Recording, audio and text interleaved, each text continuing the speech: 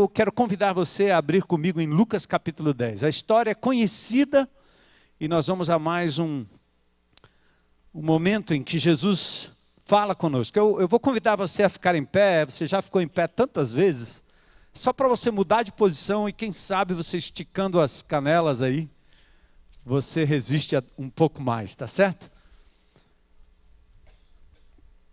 Acho que dormir vocês não vão dormir, porque sexta-feira eu comecei a conferência aqui com vocês logo depois do almoço, pense, né? Depois daquele almoço gostoso, a gente estava mais para um soninho, mais para uma rede, né?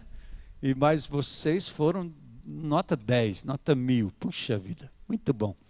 Então vamos comigo, e principalmente porque esse texto, a despeito de ser conhecido, ele requer muita reflexão. Nós vamos parar, tá certo? Para, pensa, pausa. Reflete. Então vamos fazer a leitura e depois a gente caminha nesse texto maravilhoso. Certo dia, um especialista da lei se levantou para pôr Jesus à prova com esta pergunta. O especialista da lei era alguém versado nas Escrituras, doutor de Bíblia. Era mais do que esse povo aqui atrás, hein? Eram doutores mesmo, vocês vão chegar lá. Mas não com a atitude desses caras, tá certo? Depois eu explico. Eles queriam colocar Jesus à prova com a pergunta, e a pergunta era sincera: mestre, o que preciso fazer para herdar a vida eterna? Jesus respondeu: o que diz a lei de Moisés? Como você a entende? Já percebeu que Jesus tem uma mania de responder pergunta com outra pergunta? O homem respondeu: ame o Senhor seu Deus de todo o seu coração, de toda a sua alma, de toda a sua força e de toda a sua mente, e ame o seu próximo como a si mesmo. Jesus disse: está correto. Faça isso e você viverá. O homem, porém, querendo justificar suas ações, perguntou a Jesus: e quem é o meu próximo? Jesus respondeu com uma história. Está aí, de novo, ele não responde a pergunta, ou ele faz uma pergunta, ou ele conta uma história. Essa metodologia de Jesus, essa didática de Cristo é fantástica, não é não? Aí ele conta uma história, vamos lá, a história. Ele diz: certo homem descia de Jerusalém a Jericó quando foi atacado por bandidos, pelas facções daquela época, hein? Eles lhe tiraram as roupas, o espancaram e o deixaram quase morto à beira da estrada. Não sei se era o Morro do Vidigal, se era a Babilônia lá de Fortaleza, um lugar bem parecido. Por acaso descia por ali um sacerdote, quando viu o homem caído, atravessou para o outro lado da estrada. Um levita, o dirigente do louvor, que não é esse, estava aqui agora há pouco.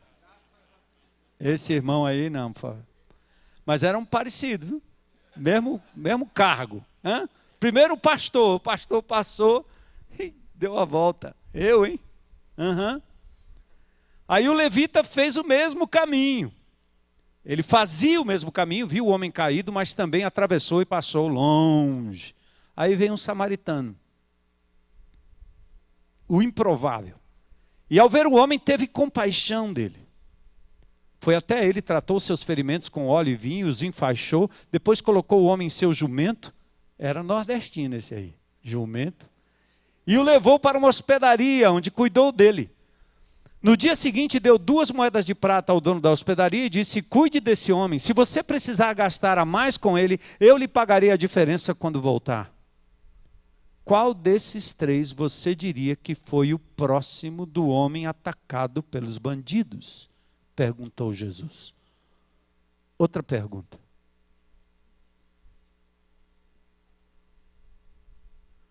O especialista da lei, o teólogo, ele respondeu: aquele que teve misericórdia dele. Então Jesus disse: então vá e faça o mesmo. Senhor, abre o nosso coração hoje à noite, para que a gente possa receber essa palavra como um solo fértil, que ela frutifique para a glória do teu nome. Nós pedimos isso em nome de Jesus. Amém. Podem sentar.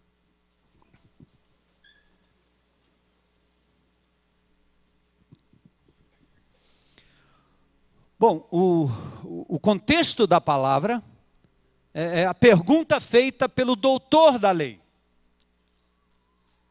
Um estudioso, um acadêmico, um teólogo, um religioso, fazendo perguntas como faria qualquer um de nós. Mestre, presta atenção aqui, o verbo, o que eu preciso fazer para herdar a vida eterna? Nós sempre estamos querendo fazer alguma coisa para obter a vida eterna, certo? Eu era assim, entreguei a vida a Jesus aos 17 anos de idade, de família católica, meus pais espíritas, e tudo que eu aprendi é que você faz boas obras, você faz algo e Deus lhe recompensa no final. Depois que eu me converti, entendi que era pela graça, mas mesmo assim, o mundo evangélico quase me ensinou a fazer coisas para Deus porque Ele ia recompensar. E quando as coisas não davam certo, eu achava que eu não estava fazendo direito e que Deus não estava me recompensando e eu vivia um pouco daquele drama. Bom, mas tem duas ênfases nessa pergunta. Ele está dizendo fazer para herdar. Só que nós temos um problema aqui. O que é que você pode fazer para ser herdeiro do Bill Gates? Do Trump? É abonado o Trump. Hein? Ou do, quem sabe do Eduardo Saverin, né? Ou Saverin, cofundador do Facebook. Um dos homens mais ricos do mundo. Que loucura! Herança, por definição, não é algo que você recebe por mérito, mas por escolha exclusiva do pai. A pergunta está errada. Captou aí? O que eu posso fazer para herdar? Não, meu filho. Herança, por definição, não é algo que você recebe por mérito. A pergunta não tem uma resposta certa, pois ela estava errada. E Jesus quer que o perito descubra por si só qual é o erro. Então ele devolve a pergunta. Está escrito na lei. Imagine, o perito deve dizer, esse rabino bebeu demais. Como você a lê? E aí tem a declinação e a resposta. Amarás o Senhor teu Deus de todo o coração, toda a tua alma, toda a tua força, o próximo como a ti mesmo. Jesus disse, aí, está aí, que agora você respondeu a minha pergunta, então faça isso e você viverá. Ué, a resposta era até impressionante, mas o estudioso não sabia que o padrão do amar a Deus, do amar o próximo, era um padrão inatingível. Porque amar absolutamente para merecer alguma coisa é totalmente impossível. Ele caiu numa armadilha, porque exigiria um amor incondicional. Então, ao invés de revelar o seu fracasso naquela hora e dizer, eu não consigo, o mandamento é esse aí, isso é o resumo, mas eu não consigo. Ao invés de abrir mão e revelar o seu fracasso e cair aos pés de Jesus, pedindo socorro, ele tenta camuflar e esconder a sua limitação. Amar a Deus, sim, eu amo. Jesus me ama, eu amo Jesus, eu amo todo mundo. Jesus pegou ele, mas ele não admitiu. Ele não foi capaz de admitir o seu fracasso. Eu não amo na medida que o Deus me ama. Eu não consigo amar a Deus de toda a minha força e entendimento. Eu não consigo amar o meu próximo como eu deveria amar. E aqueles que se arvoram de teólogos e conhecedores da doutrina, e indivíduos que que se apegam ao livro sem misericórdia, sem amor no coração, em primeiro lugar, eles não se rendem quanto ao seu próprio fracasso e à sua limitação. Porque o negócio é fazer algo para herdar de Deus algo. Nós também somos assim. Na medida que lidamos com corruptos, viciados, assassinos, infiéis, pornógrafos, irados, logo pensamos, que Deus tenha misericórdia deles, porque eu não sou tão mau assim. E aí a gente olha toda a corrupção e todo o centro de julgamento, e nós queremos mandar todos os políticos para cá, para o Moro resolver o problema. E nós apontamos para eles como os grandes corruptos, olhamos para os bandidos que estão matando, esquartejando pessoas e dizemos, esses caras são maus. E enquanto isso, quanto maior a maldade deles, melhor a gente fica, porque a gente fica numa posição de santidade que diga, rapaz, eu estou bem, porque esses caras aí é que não prestam.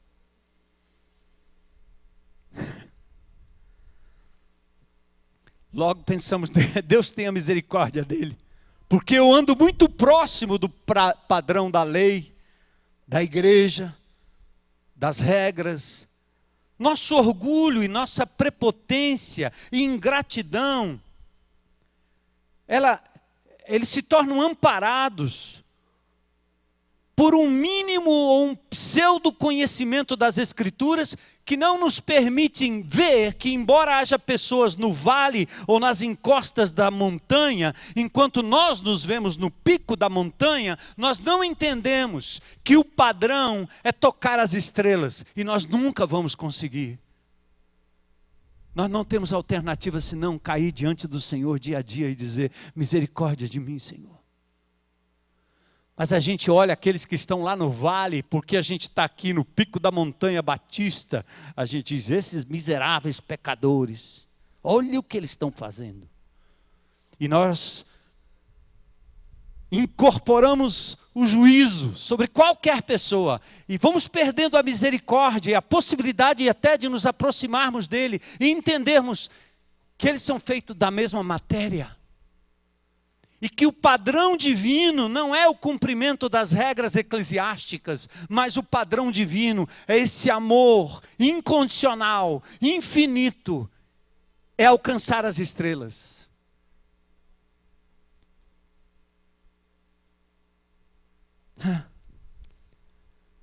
Então Jesus mostra que a única saída é parar de fazer o jogo do mérito próprio.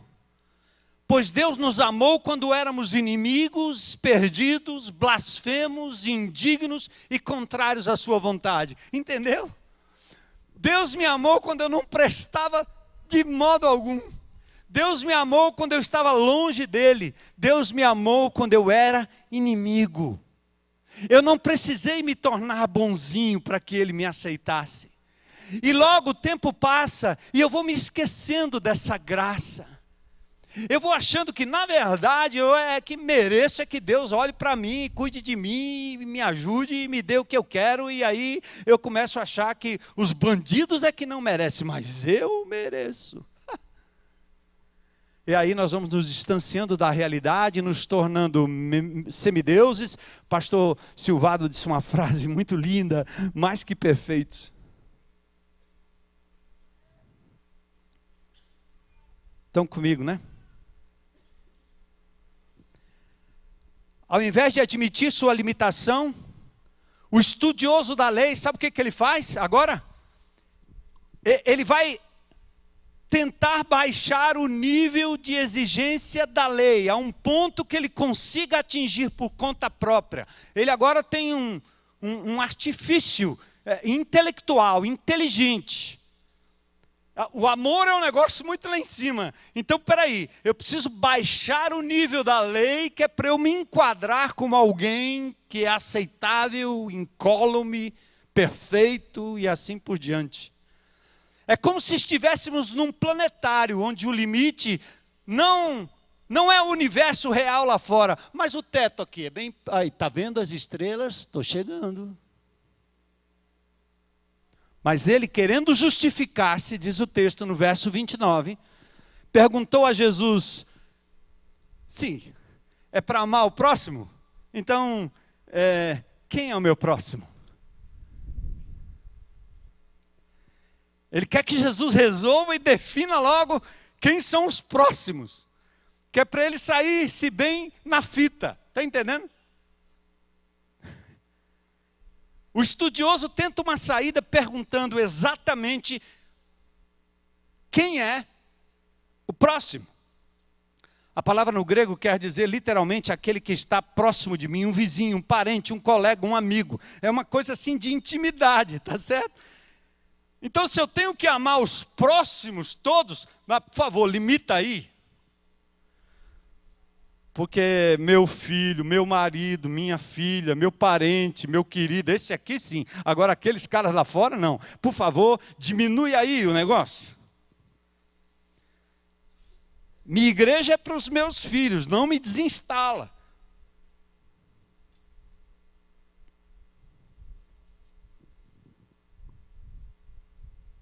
Aí, então, se eu tenho que obedecer à lei para agradar a Deus, eu preciso saber exatamente quão próximo uma pessoa precisa estar de mim para que eu seja obrigado a amá-la.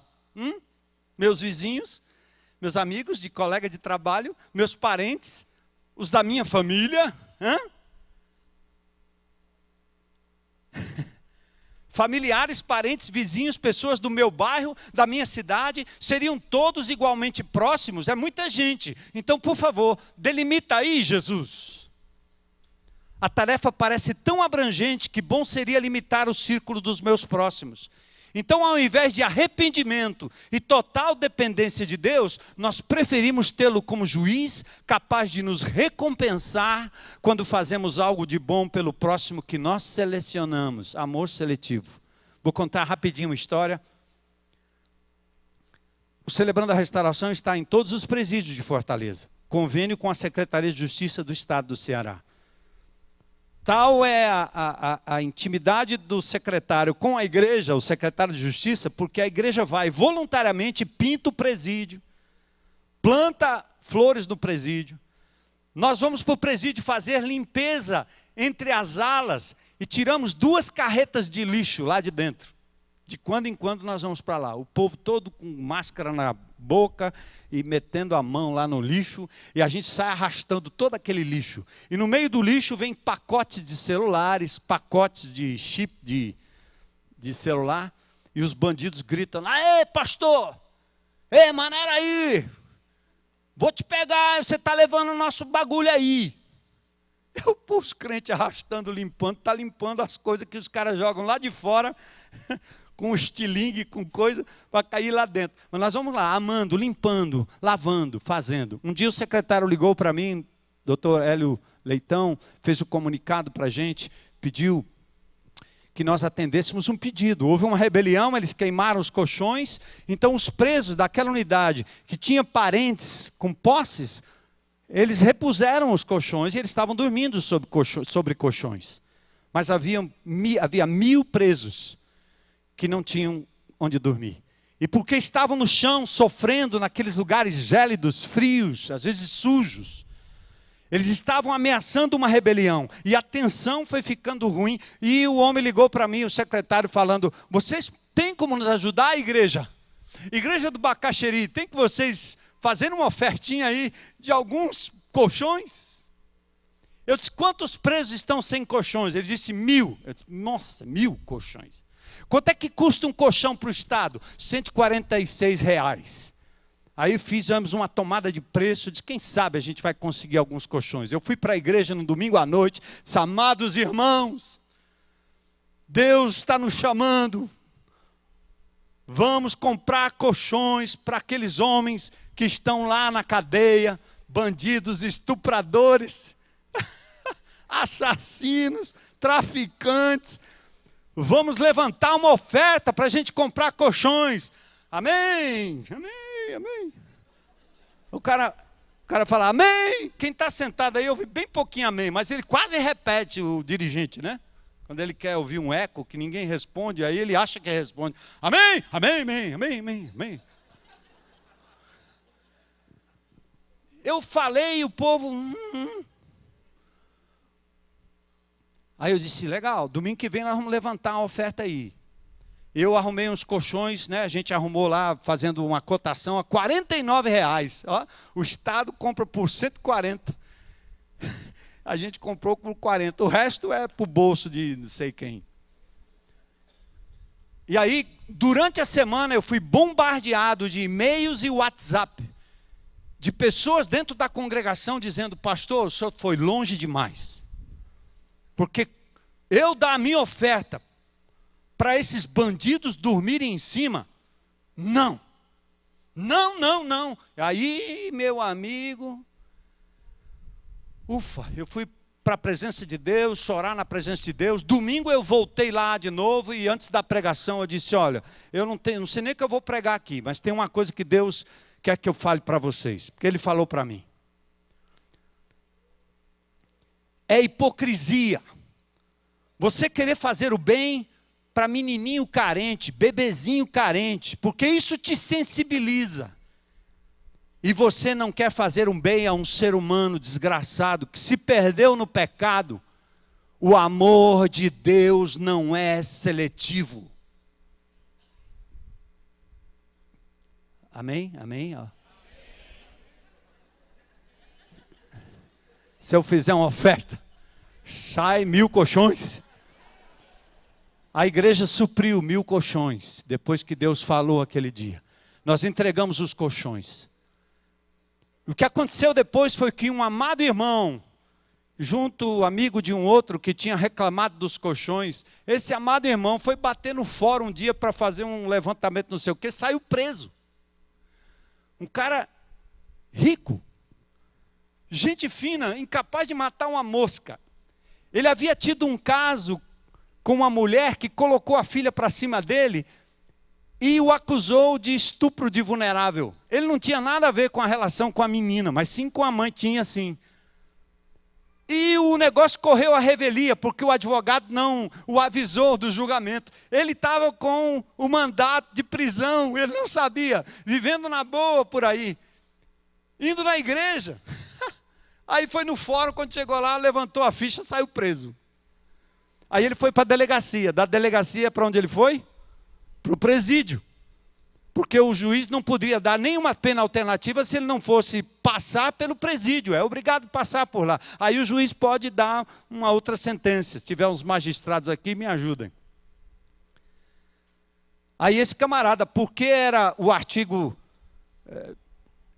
Era o que ele chama lá do 200, né? Estupro de vulnerável, quando ele entra no presídio, esses camaradas que cometem esse tipo de crime são assassinados pelos bandidos. Você mexeu com alguém aí, estupro, vai morrer, vai morrer, vai morrer, vai morrer. Tem que tirar os caras de lá. Aí nós conseguimos com o diretor que ele não descesse para as alas do presídio, ele ficou num corredor gélido frio ali no chão, num banco. 1 dia, 2 dias, 3 dias, aquele homem que nunca passou nem perto de uma delegacia, estava dentro de um presídio com aquela roupa horrível, sentado num banquinho, diz que numa das noites, ele passando muito frio, muito gélido, ele gritou lá e depois no outro dia falou com o diretor, por favor me arruma um colchão. Aí o diretor disse, não, arrumo para você um colchão. E o diretor foi lá e trouxe o colchão. E no colchão estava escrito assim, celebrando a restauração, Igreja Batista Central de Fortaleza. O amor de Deus não é seletivo. Ele dormiu em cima do colchão, que talvez não teria dado, se Deus não tivesse advertido, que o amor não é seletivo. O nosso perito na lei quer qualificar o próximo. Quem é que eu vou me ajudar? Quem é? Meu primo, é meu tio, é meu filho? Os outros não interessam. Nós ainda temos a pergunta para responder. O perito quer saber exatamente quem é meu próximo. Mas ao invés de dar a resposta, Jesus faz o quê? Conta uma história. Parábolas não são respostas claras, sabia? São dramas. Dramas que nos envolvem emocionalmente e que mudam as nossas perspectivas, mudam as nossas vidas, e elas exigem desinstalação das nossas posições de defesa.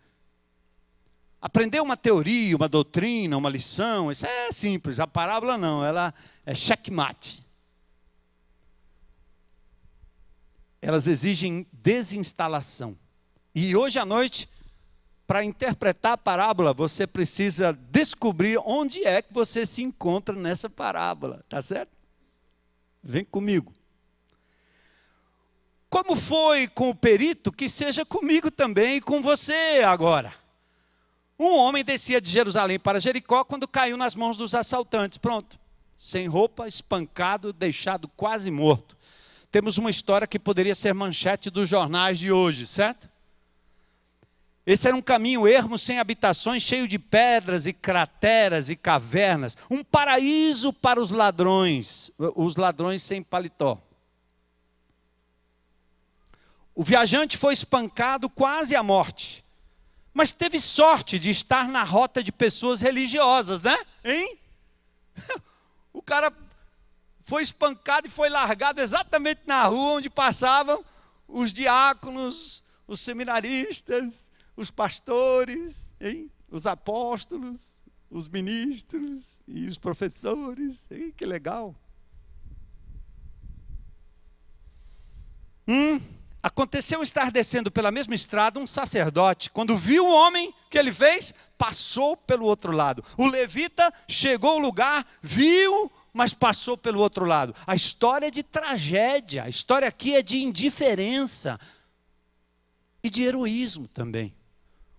E como toda parábola, esconde uma surpresa, um gancho que chama a nossa atenção para o significado mais profundo. O gancho está na identidade das pessoas. Os vilões são os parceiros e heróis do perito. Os heróis do perito são exatamente os vilões, hein? Ele é o homem da lei, o homem da palavra, o homem da doutrina, e os amigos dele são os sacerdotes, o levita que canta para Jesus, hein? Esses caras são os vilões da parábola. Jesus tem jeito não, com Jesus tem jeito não. Não dá para enrolar ele, né? Aí. E o herói da parábola é exatamente alguém desprezado pelo levita, pelo sacerdote e pelo estudioso da palavra. Estão entendendo aí? Estão comigo, gente? Amém? Pronto. Sacerdote e levita pernoitavam em Jericó, lá embaixo. Já tinham cumprido suas obrigações no culto do templo, tudo conforme o prescrito na lei, mas faltou a eles o quê? Misericórdia. Começa o confronto na mente do teólogo, do estudioso, do obediente da lei, daquele crente que está instalado no seu bem-estar porque ele se acha bom. Ele não é tão capaz de fazer o bem, de exercer misericórdia, mas ele se acha bom. Ele se basta. Começou o confronto. Com isto, Jesus nos ensina a primeira de várias lições sobre a prática da graça no dia a dia do crente. Lição número 1, a graça revela as prioridades de Deus e por isso quase sempre ela nos incomoda, nos desinstala. Há um ditado que diz, Deus ri quando contamos a Ele nossos planos. O fato é que todos tinham seus planos, o sacerdote, o levita, o samaritano, você e eu temos planos na vida. Mas ninguém tinha planejado estar naquele lugar fazendo algo inesperado. Ninguém separou uma hora na agenda para cuidar de um semi-morto. Jesus parece dar vida a um texto lá do Velho Testamento, pois religiosos retornando das celebrações no templo e sem muito interesse ou tempo para cuidar do próximo em apuros, lembrava Oséias 6:6, pois eu desejo misericórdia e não sacrifícios, conhecimento de Deus ao invés de holocaustos. Veja a prioridade de Deus, que Ele está dizendo. Não adianta você ser um bom religioso, um bom frequentador, um bom dizimista, um bom professor, vai na escolinha, vai na igreja final de semana, tudo é bonitinho. Ele está dizendo, não é isso que eu quero de você, eu quero misericórdia. Eu quero um coração misericordioso. Eu quero que você me conheça, diz o Senhor. Porque me conhecendo você vai compreender minhas prioridades e o meu caráter. Mas antes de cair naquela velha prática de apontar o dedo, vamos fazer uma tomada de consciência.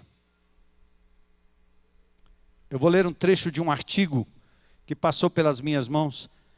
É desse tipo de gente que na maioria das vezes a religião está lotada. Gente de coração bom, mas que em razão de uma fé empedrada pela lei, pela moral, pela justiça própria, pelo dever de ser inflexível, de se mostrar perfeito e sem amor em nome da verdade, se tornou gente da impiedade, mesmo não sendo maus. Em qualquer lei há previsão do que é bom. Nela, porém, não há poder para fazer o bem. A lei diz e te faz se sentir bom, boa pessoa, porque você não infringe o mandamento. Nunca matei, nunca roubei, nunca fui disciplinado, nunca tive problemas maiores, se teve ninguém sabe. Então na lei eu sou bom, mas a lei não tem poder de lhe fazer o bem. Posto que a vida está cheia de situações nas quais o bem está para além do bom. Os magistrados, os advogados aqui sabem muito bem, toda essa manobra da lei no nosso país, protegendo o mal, protegendo a maldade, o maldoso, incapaz de promover nesses homens o bem. Na graça, porém, o único zelo que se conhece não é o zelo da letra, do código, mas o zelo da fé que atua pelo amor. O amor a Deus e o amor de Deus. Enquanto estabelecemos medidas legais e comportamentais como sinais de espiritualidade, Deus nos dá uma única medida para a maturidade espiritual. Sabe qual é? Amor a Deus e amor ao próximo. Essa é a medida. A medida de Deus é o quanto você ama Ele como pessoa. E quanto você ama o próximo como pessoa criada por Deus. Independentemente da cara, independentemente do crime, independentemente da condição social. Essa é a medida de espiritualidade. Põe o termômetro aí. Deixa ele medir. Mas um samaritano... Volta a parábola, vamos voltar para a parábola. Um samaritano, estando de viagem, chegou onde se encontrava o homem e quando viu, teve piedade dele. Aproximou-se, enfaixou as feridas, derramou vinho, óleo, colocou o homem no seu próprio animal, levou e etc. Lição número 2. A graça em nossas vidas, ela muda a nossa maneira de ver as pessoas. Os defensores das escrituras e da prática religiosa falharam até que passou um samaritano, considerado por aqueles pior que um pagão, discriminado, menosprezado, mesmo assim, para espanto do nosso perito da lei, diferentemente dos dois que tinham passado direto, o samaritano viu a cena, viu o viajante assaltado e teve piedade dele. Entende? A diferença? Você vê como todo mundo vê. Mas o que acontece no seu coração quando você vê a desgraça? Quando você vê a bandidagem, o mentiroso, o traidor, o sonegador?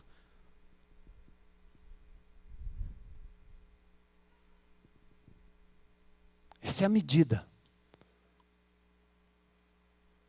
Mesmo assim, para espanto do nosso perito da lei, o samaritano, o mais desprezado. Aí vem um questionamento, a pergunta é, como podemos ser tocados no mais profundo do nosso ser, por pessoas desconhecidas? Na parábola fica óbvio que a diferença entre os três que passaram pela vítima não foi o que eles viram, porque vocês veem as mesmas coisas. Nós sabemos. Estava ouvindo o Nelson pregar lá em Fortaleza agora há pouco sobre Neemias. Quando ele sabe da situação da cidade, ele está na cidadela de Suzã, numa boa, protegido, com seguranças, mas ele chora, sai e arrisca tudo para ir atrás daqueles que estavam sofrendo.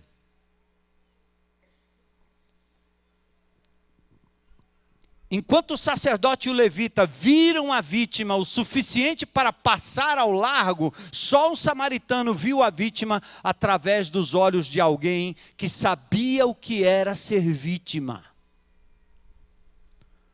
O que é ser ignorado e desprezado. É impressionante, porque as pessoas que entregam a vida a Jesus ou são restauradas no Celebrando a Restauração, essas pessoas é o que o cearense chama de pau para toda obra. Chama o cara que ele responde na hora.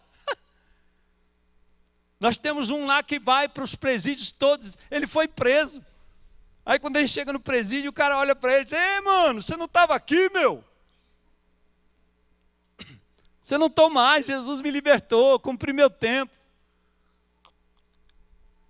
E aí, cara, por que você está aqui? Ora, porque eu sei o que é estar aí do outro lado.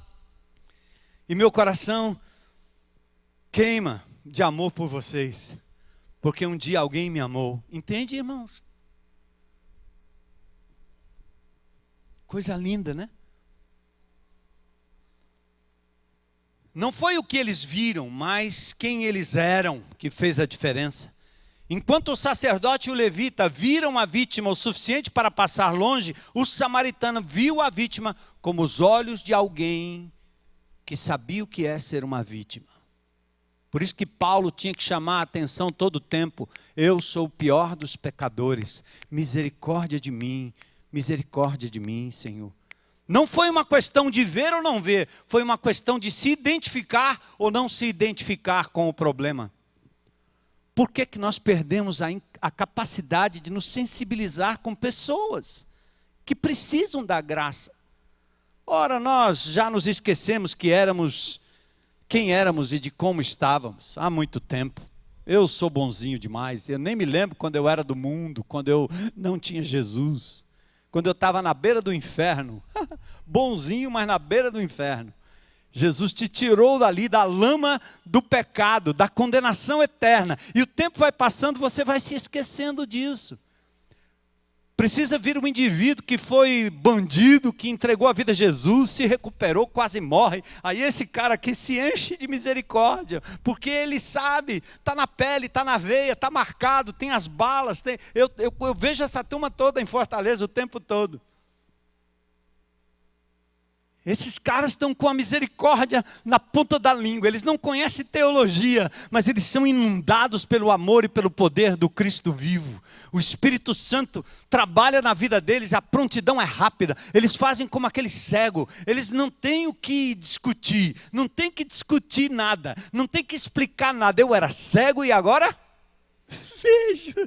Você quer saber, meu? Olha aí. Eu voltei para casa, eu voltei para minha mulher, eu estou trabalhando, eu estou juntando trocadinho, eu estou indo para a escola, meus filhos voltaram para casa, eu estou recuperando a minha dignidade, entendeu? E eles não se cansam de falar, não têm medo de falar, não têm temor de ninguém, não se afastam de ninguém. É isso que Deus está pedindo da igreja de Jesus, que a gente volte a se lembrar do nosso estado de miserabilidade, o nosso estado de condenação, e que a gente valorize a graça de Jesus, e valorize não só o que aconteceu anos atrás na sua vida, mas o que está acontecendo hoje. As misericórdias do Senhor são as causas de não sermos consumidos hoje. Amém, igreja? Por isso nós podemos ser misericordiosos.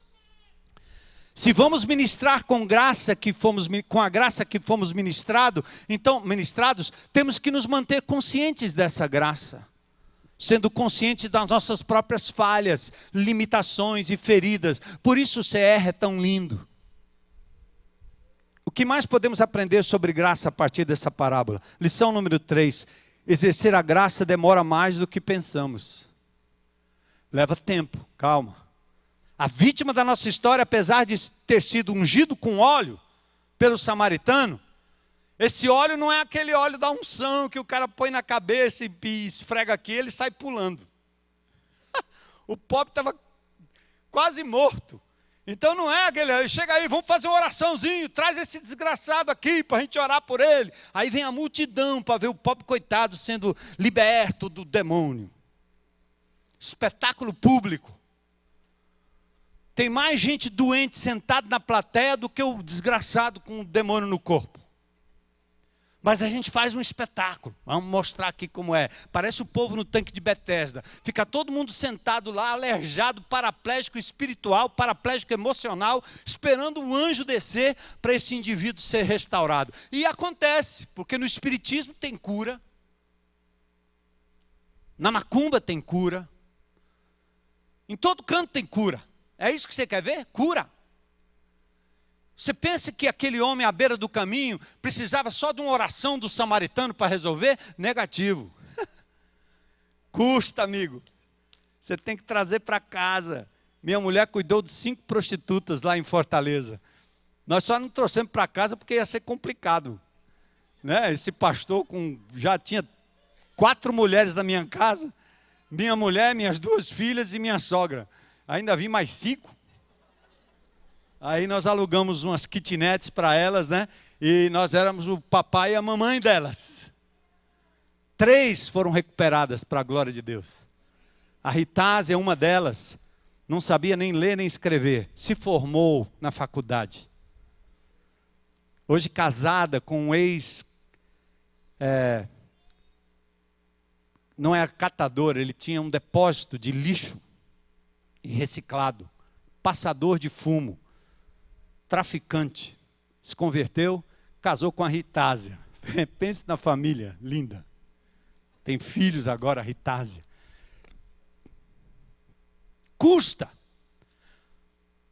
Ele foi ungido com óleo, mas não deu um salto e saiu andando. Alguns diriam que lhe faltou tocar o manto sagrado. Faltou uma oração de poder. Ei, samaritano, você está por fora. Mas eu quero sugerir que enquanto Deus pode operar um milagre instantâneo, e Ele o faz, e eu creio e tenho visto, mas Ele usa pessoas dispostas em fé, agir como Jesus agiria. Nesse caso, a vítima precisa de 2 dias inteiros de atendimento do samaritano. Recebe a provisão na hospedaria que prevê uma estadia de 4 meses. E o samaritano, antecipando que ele talvez precisasse de ainda mais tempo, deixa um cheque em branco com o dono da hospedaria para cobrir o tempo que fosse necessário para ele ser restaurado. Está disposta, igreja? A acolher os que precisam? Você tem leitos de UTI espiritual aí? Tem. Para eles virem, para eles entrarem e serem cuidados? E aí vai. Exercer a graça sempre nos custa alguma coisa. É outra lição, número 4. Vou pular aqui para vocês poderem ir embora. Lição número 5. Ministrar graça normalmente nos leva para lugares inesperados, fora da nossa zona de conforto. Religiosos são como o sacerdote e o levita. Podem ser pastores, presbíteros, líderes de grupo pequeno, líderes de ministério, profissionais, membros. Na realidade, pode ser qualquer um de nós. Para tais pessoas, a vida cristã é muito previsível e confortável. O religioso fica no templo, esperando o povo chegar, mas ministros da graça andam entre os quebrados lá fora. Entenderam a diferença? Por favor, não passe por uma pessoa e joga um recado lá. Frequenta a minha igreja, vai lá domingo. Tem um pastor poderoso, ele prega e ele faz o apelo. Lá você tem um CR lá. No CR não vai dar tempo. Você é o CR, tá certo?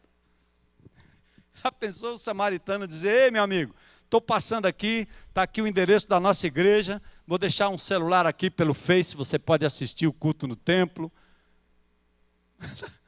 E o cara morrendo desgraçado ali, tem que ir lá no templo fazer o quê? Se juntar aos outros doentes? Sem cura? Não, pior. Eles não fazem isso porque é cômodo. dá dinheiro, porque dá ibope. Eles o fazem porque reconhecem no outro a mesma necessidade que eles um dia tiveram. Aliás, não reconhecem. Por isso que chamam para dentro ao invés de agirem lá fora. Qual desses três você acha que foi o próximo do homem que caiu nos assaltantes? Olha aí. Estão lembrados da pergunta, qual é o meu próximo? Eu encerro com essa aqui. Acompanhem meu raciocínio. Por trás da pergunta do perito existe uma pressuposição que o seu próximo é uma pessoa de um grupo sujeito à definição e delimitação. A esperança do perito é que, definindo, limitando, identificando quem são esses próximos, ele conseguiria honrá-los e assim cumprir a lei e agradar a Deus. Parece um detalhe, mas não é, pois é exatamente esse engano que Jesus revela com uma nova reformulação da pergunta. Preste bem atenção agora, isso é crucial, tá certo? E a gente libera você já já. Jesus diz assim, ó, qual destes três você acha que foi o quê? Entenderam a diferença? O cara diz, quem é meu próximo? Jesus pega os três e diz, não, peraí, o próximo não é o cara que está deitado lá. Quem é dos três o próximo? O que ele está dizendo? A pergunta de Jesus revela um enorme segredo. Nenhum deles era um próximo, mas um deles escolheu se tornar o próximo. Aqui vem mais uma característica da graça. Ministrar graça é sempre pessoal e envolve relacionamentos. Eu posso fechar com essa palavra última aqui agora, que é importante. Eu tenho mais 3, 4 pontos aí e a gente deixa para lá. Quem sabe um dia vocês me convidam de novo. Vocês entenderam o que é que Jesus está dizendo? Tem gente que serve na escola bíblica dominical ou no departamento infantil porque o filhinho está lá, o netinho está lá. Tem gente que faz tudo para que o filho encontre Jesus, o marido encontre Jesus. Não vê mais ninguém, só vê aquele. É o próximo que ela determina que é o próximo. É legítimo que você ore pelo seu marido, que você ore pelo seu filho, mas a vida cristã, o reino de Deus não está resumido no seu filho. Pode ser que ele não aceite agora, pode ser que ele... Aí é melhor você ir amando, vai amando aí o marido aí, tá vendo aí? Vai amando a mulher, não tem problema não, a hora Deus faz a obra, tá certo? Enquanto isso, não fique paralisado, porque o que Deus quer não é que você delimite quem são os seus descrentes preferenciais. Deus não quer que você fique procurando quem são seus próximos. Deus quer que você se torne o próximo de quem quer que Ele envie na sua vida. No trabalho, na escola, no esporte, no condomínio, na rua. Nós temos nossos pequenos grupos lá em Fortaleza são abertos. Minha esposa outro dia ela foi no supermercado e o rapaz falou com ela, ela falou com o rapaz do supermercado. Pronto, para a próxima reunião lá estava o cara do supermercado. O cara estava na fila. Aí pronto, foi lá, entrou na reunião, entregou a vida a Jesus. E assim a gente faz. Não interessa, onde eu estiver é intencional. Mas você vai falando com as pessoas e não percebem que elas estão doentes à beira do caminho, paraplégicas espiritualmente falando, e a cura para a alma dessas pessoas está em você, está com você, como foi dito aqui. Onde você vai, o Espírito de Deus vai. Amém, igreja? Vamos lá? Eu quero ser como um samaritano, mas eu quero ser como Jesus. Deixou a sua glória e não escolheu a prostituta, o leproso, o pagador de impostos, o sonegador. Ele se aproximou de todos que estavam à beira do caminho por onde ele passou. É o mesmo que ele quer de nós, é o mesmo que ele quer dessa amada igreja. Você já tem feito muito, mas ainda há muito que ser feito. Tem muitos samaritanos aqui dispostos e abertos, dando a sua própria vida, sendo próximos, mas há muitos que precisam deixar o lugar de conforto, como levita e como aquele sacerdote, e dizer: Senhor, eis-me aqui. Lembra, você depende da graça todos os dias. Celebre isso, reparta, viva. O Celebrando a Restauração é uma tremenda ferramenta para você compreender melhor essa graça, essa misericórdia. Curva a sua cabeça aí um minuto, se quiser, e vamos orar. Louvado e exaltado seja o teu nome, Senhor. Tua palavra viva, teu Espírito presente, o autor das Escrituras, falou conosco hoje à noite. E a grande pergunta é: o que Deus falou comigo? Senhor, eu gostaria que cada um aqui pudesse articular essa pergunta. Nessa intrigante parábola, o que é que o Senhor está falando ao meu coração?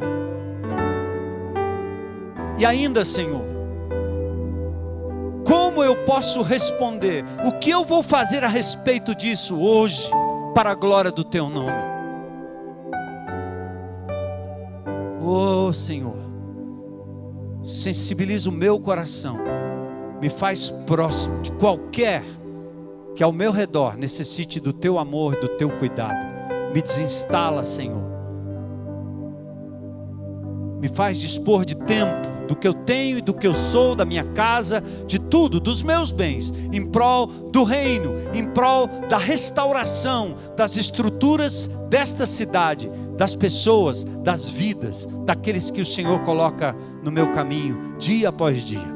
Faz isso, Senhor, pois nós te adoramos, te louvamos, aguardamos a tua volta, a tua vinda, amamos a tua igreja e pedimos tudo em nome de Jesus, nosso eterno Senhor e Salvador. Amém.